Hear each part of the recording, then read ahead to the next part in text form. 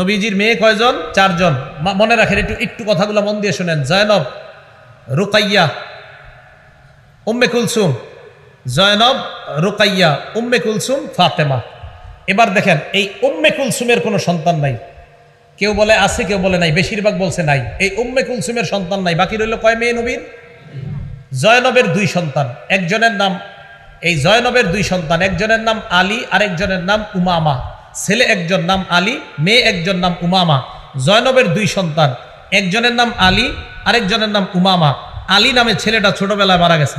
উমামা নামে যে মেয়েটা ছিল, এই মেয়েটার নবী খুব ভালোবাসতেন, খুব মহব্বত করতেন, তার সাথে খেলতেন। নামাজে গেলে নবীজির কাঁধে উঠতো এই মেয়েটা, নাতনিটা।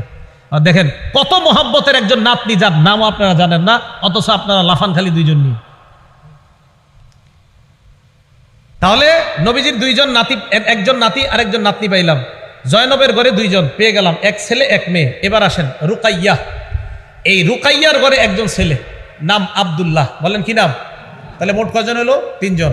ফাতেমা রাদিয়াল্লাহু তাআলা আনহার সন্তান আপনারা সারা জীবন জানেন 2 জন। জন্মের পর থেকে 2 জন, মনে হয় মায়ের পেটেও শুনে আইছেন যে হাসান আর হুসাইন। হযরত ফাতেমা রাদিয়াল্লাহু তাআলা আনহার সন্তান 5 জন। বলেন কয়জন? 5 জন। গণেন। হাসান, বলেন। হুসাইন, মুহসিন, জয়নব, উম্মে কুলসুম।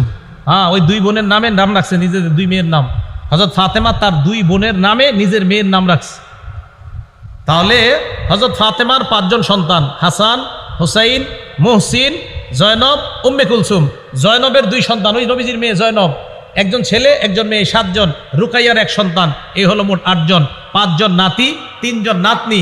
আমরা নবীর নাতি নাতনি সবাইকে মহব্বত করি, শুধু 2 জনকে না। একদল মানুষ শুধু 2 জনকে মহব্বত করে।